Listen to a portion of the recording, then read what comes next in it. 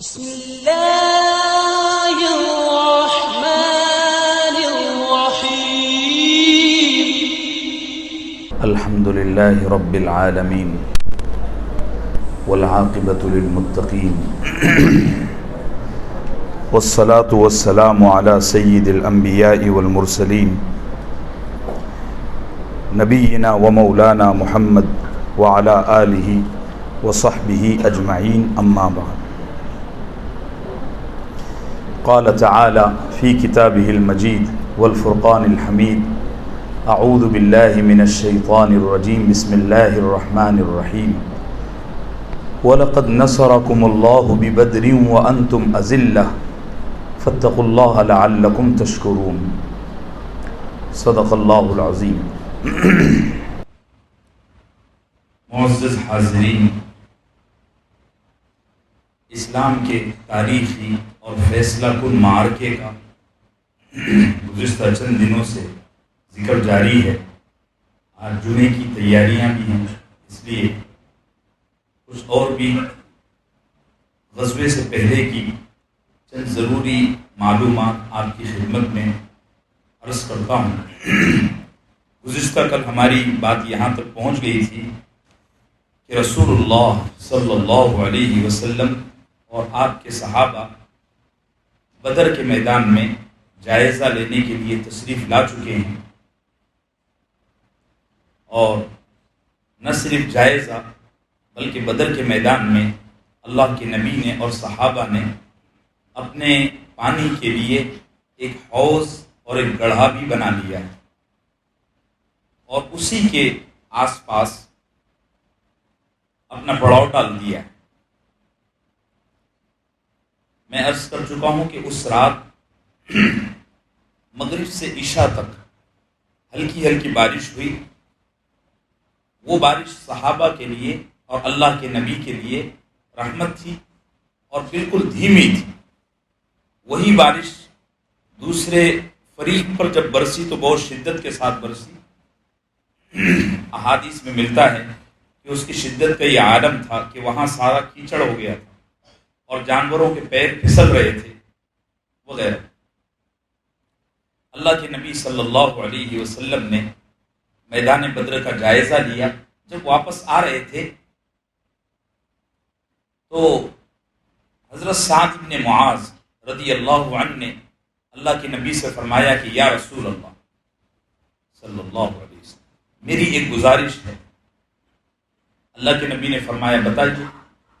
وہ کہنے لگے کہ اے اللہ کے رسول، یہ جو معرکہ اور یہ جو ٹکراؤ کل ہوگا، ہم اچانک بغیر تیاری کے اس میدان میں آ گئے، اور یہ اللہ کی مرضی، اللہ کا فیصلہ، اللہ نے ہم کو یہاں تک لایا، اور دشمن بالکل ہمارے ناک کے نیچے کھڑا ہے۔ کل یہ ہو سکتا ہے خدا نہ خواستہ کہ ہم کسی بڑی مصیبت سے دوچار ہو جائیں اور آپ کے لیے بھی مسائل کھڑے ہو جائیں۔ ویسا آپ کی بتائی ہوئی بشارتوں پر مجھے پورا یقین ہے کہ ہم کل فتح اور کامیابی سے ہمکنار ہوں گے، لیکن خدا نخواستہ ایسی کوئی شکل اور ایسی کوئی صورت پیش آ گئی کہ اس کے علاوہ کچھ معاملہ ہو گیا، تو میری یہ چاہت ہے، بلکہ پورا لشکر یہ چاہتا ہے کہ آپ یہاں سے مدینہ منورہ خیر عافیت سے لوٹ جائیں۔ ہماری جانیں چلی جائیں گی، لیکن آپ ایک کمان کے ساتھ اور چند اپنے اصحاب کے ساتھ خیر عافیت سے مدینہ پہنچ جائیں، یہ ہم سب کی خواہش ہے۔ پھر فرمانے لگے کہ اس خواہش کو پورا کرنے کا میرے ذہن میں نقشہ یہ ہے اور پلان یہ ہے کہ اسی میدان کے کسی ٹیلے پر آپ کے لیے ایک چھپر، حدیث میں اس کے لیے عریش کا لفظ آیا، ایک چھپر اور ایک چھوٹا سا حجرہ بنایا جائے۔ آپ وہاں سے پورے میدان کا جائزہ لیں، اور اگر اس طرح کی کوئی صورتحال پیش آئے تو جو کمان آپ کی حفاظت پر مامور ہے وہ آپ کو لے کر روانہ ہو جائے۔ اللہ کے نبی صلی اللہ علیہ وسلم حالانکہ پسند نہیں فرماتے تھے کہ اپنے ساتھیوں کو ایک جھمیلے میں ڈالیں اور خود الگ تھلگ رہیں، یہ شان کے بھی خلاف ہے، لیکن حضرت سعد بن معاذ کے انداز میں اس قدر تواضع اور اس قدر فدائیت تھی، اور دوسرے صحابہ بھی جھک جھک کر اس کی تائید فرما رہے تھے۔ اللہ کے نبی نے فرمایا آپ کی خواہش ہے تو ٹھیک ہے۔ چنانچہ اللہ کے نبی کے تشریف رکھنے کے لیے بدر میں ایک ٹیلا ابھی بھی وہ ہے، اور آپ اگر کبھی گئے ہوں تو وہاں جو گائیڈ ہوتے ہیں وہ بتاتے بھی ہیں کہ صحیح بخاری میں اللہ کے نبی صلی اللہ علیہ وسلم کا جس ٹیلے پر چھپر بنا تھا وہ یہ جگہ ہے۔ آپ نے کھیتوں میں دیکھا ہوگا وہ کسان لوگ ایک چھپر بناتے ہیں بیٹھنے کے لیے، کھوپڑی جھوپڑی علاقائی اعتبار سے اس کو کوئی بھی نام دیا جاتا ہے، عربی میں اس کو عریش کہا جاتا ہے۔ دو بانس ہوتے ہیں، دو چار، اور اس پر معمولی ایک چھت ہوتی ہے، ہلکا سا سایہ ہوتا ہے۔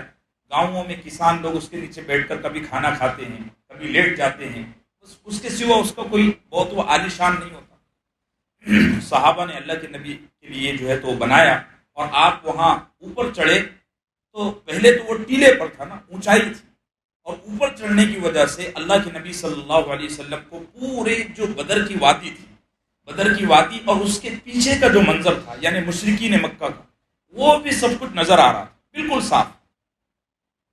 اللہ کے نبی صلی اللہ علیہ وسلم نے فرمایا ہاں یہ صحیح ہے، آپ نے تائید فرمائی، اور پھر صحابہ فرمانے لگے، خاص طور سے سعد بن معاذ، کہ یا رسول اللہ اگر اجازت ہو تو میں خود جنگ کے دوران یہاں آپ کی حفاظت کروں گا، اور اگر آپ کی اجازت ہو تو میرے ساتھ کچھ انصار کو آپ لگا دیجئے، ہم یہاں آپ کی نگرانی فرمائیں گے۔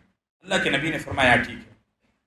یہ تقریباً معاملہ چلتا رہا آدھی رات تک، یا آدھی رات سے کچھ پہلے کا حصہ۔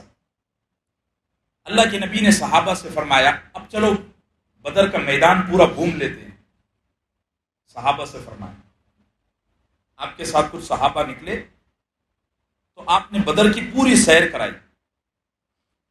ایک اسٹیڈیم ہوتا ہے، ایک میدان ہوتا ہے، اور ایک پیچ ہوتی ہے کرکٹ میں، ٹھیک ہے؟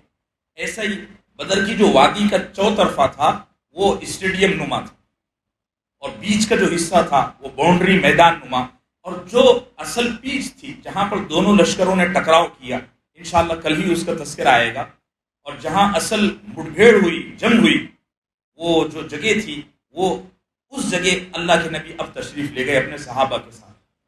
تو اللہ کے نبی صلی اللہ علیہ وسلم فرما رہے تھے، رات کا وقت تھا، کل انشاءاللہ یہاں فلاں ذبح ہوگا۔ پھر فرماتے تھے کل انشاءاللہ یہاں فلاں ذبح ہوگا، کل انشاءاللہ اس کا سر یہاں کٹ کر پڑے رہے گا۔ تو اللہ کے نبی فرماتے جاتے اور صحابہ وہاں نشان لگاتے جاتے۔ تو پوری یہ تفصیل ہو گئی، صحابہ کو پورا اطمینان ہو گیا رضوان اللہ علیہم۔ اب یہ آدھی رات ہو گئی، اللہ کے نبی صلی اللہ علیہ وسلم نے فرمایا اب آپ لوگ واپس اپنے خیموں میں، اپنے پڑاؤ میں چلے جاؤ۔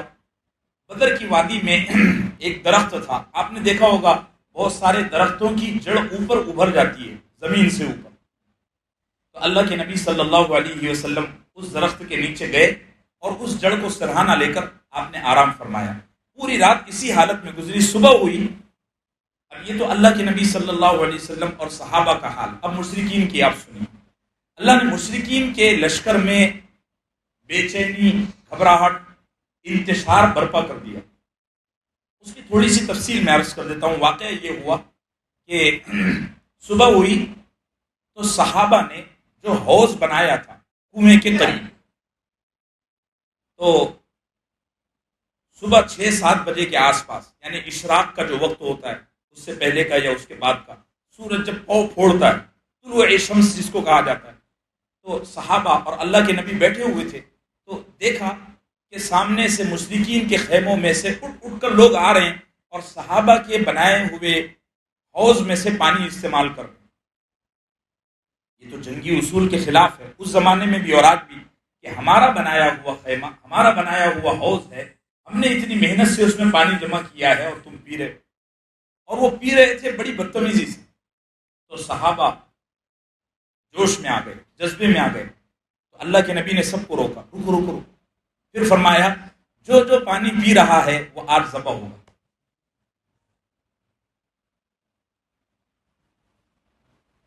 تو ایک صحابی جن کا روایتوں میں نام نہیں ملتا، جو پانی پی کر گزرتا وہ اس کا نام لیتے، اس نے بھی پیا، اس نے بھی پیا، اس نے بھی پیا، اس نے۔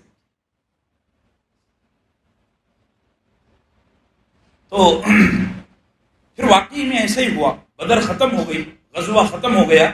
اس کے بعد ہر وہ آدمی جس نے اس حوض سے پانی پیا تھا وہ سب کے سب قتل ہوئے، سوائے حکیم ابن حزام کے۔ اللہ کے نبی نے فرمایا چونکہ اللہ نے اس کے نصیب میں ہدایت لکھی تھی تو یہ بچ گیا، ورنہ جس نے بھی اس حوض سے پانی پیا تھا وہ سارے کے سارے بدر میں قتل ہو گئے۔ اب آئیے، مشرکین مکہ نے پلان بنایا کہ محمد اور اس کے ساتھی کتنے لوگوں کے ساتھ آئے ہیں اور ان کی کیا تیاری ہے ذرا دیکھ لو جا کر۔ وہ تو بہت گھمنڈ میں تھے نا، ان کے ساتھ کھانے پینے کا سامان اور ان کے ساتھ عیاشی کا سامان اور ہتھیار، کسی چیز کی کمی کوئی نہیں۔ اور ادھر تو بے بسی، میں بتا چکا ہوں، پورے لشکر میں صرف 70 اونٹ تھے، 2 گھوڑے اور 2 تلواریں، اکثر صحابہ تو پیدل تھے، بدن پر کپڑے جو تھے اس پر پیون لگے ہوئے تھے۔ ادھر تو ان میں مشورہ ہوا مشرکین میں کہ جنگ سے پہلے ذرا جائزہ لے لو کہ محمد اور اس کے ساتھیوں کی تعداد کتنی ہے۔ تو ایک شخص ہے عمیر ابن وہب جمحی، وہ بڑا تیز رفتار، گھوڑا دوڑانے کا بڑا ماہر اور اس کی تیز نظر تھی۔ تو مشرکین مکہ نے کہا ذرا تم جاؤ اور ان کے لشکر کا جائزہ لے کر آؤ۔ تو عمیر نکلا اور پوری بدر کی وادی کا تیز رفتاری کے ساتھ چکر لگایا اور اپنے ساتھیوں کے پاس جا کر کہنے لگا عجیب لوگ ہیں، ہمارا لشکر اتنا فراٹے کے ساتھ پورے میدان میں شور مچا رہا ہے، ہر طرف ہمارے گھوڑوں کی اور ہمارے اونٹوں کی ٹاپوؤں سے دھول اونچی اڑ رہی ہے اور محمد اور اس کے ساتھی اتنے کم ہیں۔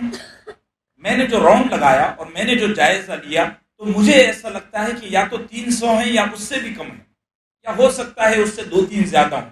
اس نے ایسا کہا، پھر سوچ کر کہنے لگا ایک کام کرتا ہوں، میں اس وادی سے تھوڑا پیچھے جا کر دیکھتا ہوں، شاید ہو سکتا ہے محمد نے اپنے ساتھ کچھ فوج اور پیچھے لائی ہو اور چھپا کر رکھا ہو۔ چنانچہ نکلا اور تیز رفتاری کے ساتھ بدر کی وادی سے تقریباً 12-13 کلومیٹر دور تک گھوڑا دوڑاتے ہوئے لے کر گیا۔ پھر وہاں سے تیز رفتاری سے آیا اور اپنے سب ساتھیوں کو جمع کیا اور کہنے لگا اگرچہ کہ محمد اور اس کے ساتھی بہت کم ہیں، مشکل سے 200-300 ہیں یا اس سے کم یا اس سے زیادہ ہیں، لیکن میں اس وادی کے پیچھے کا منظر دیکھ کے آیا ہوں، ایسی بلائیں منڈلا رہی ہیں اور ایسی سائیں سائیں ہو رہی ہے کہ مجھے نہیں لگتا ہم میں سے کوئی بھی یہاں سے واپس جا سکے۔ اللہ نے اس کے دل میں خوف ڈال دیا، اور واقعتاً جہاں عذاب آتا ہے تو وہاں پہلے سے ہی کچھ نہ کچھ علامتیں ظاہر ہونا شروع ہوتی ہیں۔ میدان بدر چونکہ مشرکین مکہ کے لیے ایک عذاب تھا، عذاب کی جگہ تھی، اور وہاں اللہ نے فرشتے بھیجنا تھے، طے تھا عذاب کے فرشتے۔ وہ کہنے لگا اپنے ساتھیوں سے کہ مجھے تو لگتا ہے کہ ہماری کوئی خیر نہیں ہے، میں میدان بدر سے پیچھے جا کر دیکھ کے آیا ہوں، بڑا خوفناک منظر ہے، اور یثرب کے اونٹ پر، ہر اونٹ پر موت کا فرشتہ بیٹھا ہوا ہے، ہماری کوئی خیر نہیں ہے۔ وہاں حضرت حکیم ابن حزام جو اس وقت مشرک تھے، بعد میں ایمان لائے، وہ کھڑے ہوئے اس کی تقریر سن رہے تھے۔ یہ بڑے سمجھدار آدمی تھے، اللہ نے ان سے بعد میں بہت کام بھی لیا۔ میں اکثر دروس حدیث میں ان کا تذکرہ کرتا بھی رہتا ہوں، آپ میں سے جو درس حدیث میں آتے ہوں گے انہوں نے سنا بھی ہوگا، یہ بڑے سخی آدمی تھے۔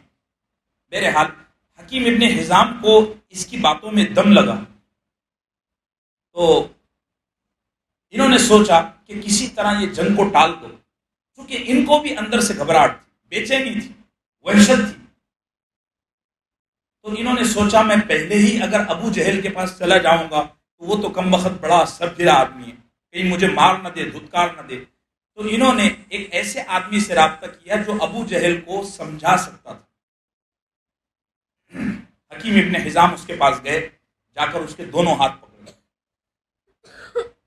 کہنے لگے عتبہ اگر یہ جنگ تمہاری وجہ سے ٹلتی ہے تو مکہ اور مکے کی عورتیں اور مکے کے بچے قیامت تک تمہارا احسان مانیں گے، اور اس جنگ کے ٹل جانے کی وجہ سے، اس لڑائی کے ٹل جانے کی وجہ سے تمہاری عزت میں بہت اضافہ ہوگا۔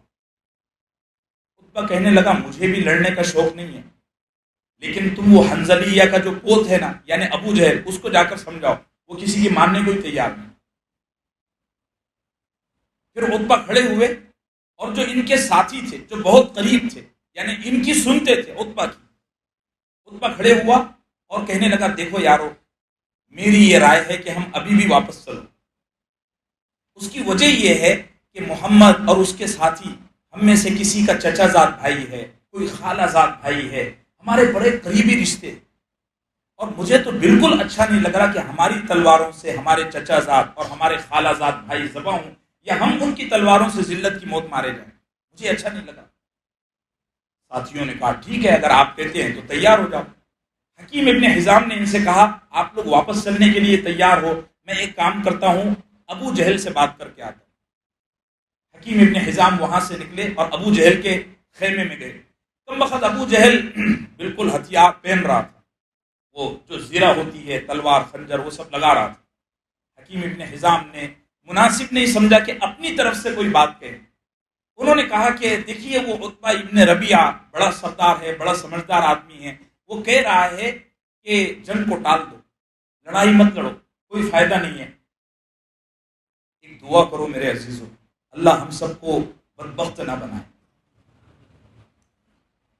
ہارون رشید اپنے بچوں سے کہا کرتا تھا اللہ سے جب بھی مانگو نا تو اچھا قسمت مانگو، اور اللہ کے نبی نے یہ دعا سکھائی ہے، اللہم لا تجعلنی شقیا ولا محروما، اے اللہ ہم کو بدبخت مت بنا۔ جو آدمی بدبخت بد نصیب رہتا ہے نا وہ دنیا کا سب سے بدتر انسان۔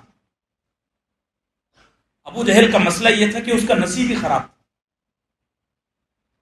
ابو جہل کہنے لگا اچھا وہ عتبہ جو اپنا سینہ محمد اور اس کے ساتھیوں کے ڈر سے عورتوں کی طرح پھلا رہا ہے، یعنی گھٹیا بات کی، بدتمیزی پر اتر گیا، اس کو ڈر لگ رہا ہے، وہ محمد اور اس کے ساتھیوں سے اتنا ڈر رہا ہے کہ اس کا سینہ عورتوں کی طرح پھول گیا، اس نے اس طرح کی ٹیڑھی میڑھی بدتمیزی کی باتیں کی۔ حکیم ابن حزام نے دیکھا کہ یہ ماننے کو تیار نہیں ہے اور یہ گیم خراب کر کے ہی رہے گا۔ وہ دوڑ دھوپ میں لگے ہوئے تھے کہ کسی طرح معاملہ ٹل جائے اور ہم یہاں سے واپس چلے جائیں۔ چنانچہ وہ عتبہ کے پاس گئے، عتبہ نے ان کو دیکھ کر پوچھا کہ کیا کہا اس نے، تو حکیم ابن حزام کی زبان سے سچ نکل گیا کہ اس نے تم کو ایسی گالی دی۔ عتبہ کہنے لگا وہ مجھے عورت ہونے کا دعویٰ دیتا ہے، خود تو عورتوں کی طرح میک اپ کرتا ہے کہ کمر کو بھی پاؤڈر لگاتا ہے، حدیث کی یہ، اور ابو جہل بہت میک اپ کرتا تھا، اسی لیے ہمارے بزرگوں نے مردوں کے لیے میک اپ کرنے کو مناسب بہت سارے یہ اچھا نہیں، ابو جہل بہت میک اپ کرتا تھا، یہاں تک کہ کمر کو بھی پاؤڈر لگاتا، عطر لگاتا، صحیح مسلم کی حدیث۔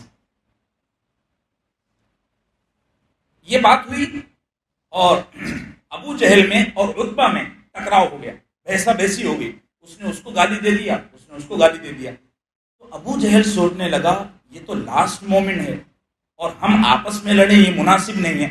اس نے اس طرح سے آگ لگایا کہ پورا لشکر جوش میں آ گیا، اور عتبہ کی بات اور حکیم ابن حزام کی بات دھری کی دھری رہ گئی۔ یہ معاملہ ہو گیا، اب یہ سارے کے سارے بالکل میدان جنگ میں آ کر جم گئے اور اتنے قریب آ گئے کہ اللہ کے نبی صلی اللہ علیہ وسلم اور مشرکین مکہ، صحابہ کا لشکر اور مشرکین مکہ کا لشکر بالکل فیس ٹو فیس ہو گیا۔ تو اللہ کے نبی صلی اللہ علیہ وسلم نے جب مشرکین مکہ کو دیکھا نا تو فرمایا، ہاتھ اونچا کر کے دعا کی کہ اے اللہ، یہ تیرے رسول کو جھٹلاتے ہوئے، تکبر اختیار کرتے ہوئے مجھ پر تلواریں چلانے کے لیے آج اس میدان میں آ گئے، اے اللہ میں تجھ سے اس مدد کا سوال کرتا ہوں جس کا تو نے مجھ سے اور میرے ساتھیوں سے وعدہ کیا ہے۔ اے میرے مولا، آج ان مشرکین کو، ان دشمنان اسلام کو نچوڑ کر رکھ دو۔ پھر آپ نے اپنے صحابہ سے فرمایا کہ یہ پورا جو لشکر ہے ان میں سوائے اس سرخ اونٹنی والے کے کسی میں خیر نہیں۔ سرخ اونٹنی پر عتبہ بیٹھا ہوا تھا اور عتبہ کی یہ دلی خواہش تھی کہ یہ معاملہ ٹل جائے، لیکن کم وقت ابو جہل تھا۔ اللہ کے نبی صلی اللہ علیہ وسلم نے سب کی طرف اشارہ کر کے فرمایا، یہ آپ کے ہاتھ سے ذبح ہوگا، یہ آپ کے ہاتھ سے ذبح ہوگا، یہ آپ کے ہاتھ سے ذبح ہوگا۔ وصلی اللہ وسلم علی نبینا محمد وعلی آلہ وصحبہ اجمعین۔ جمعے کی تیاری کریں اور دن بھر میں کتنے درود شریف پڑھنا ہے؟ 40 دفعہ۔ جزاکم اللہ۔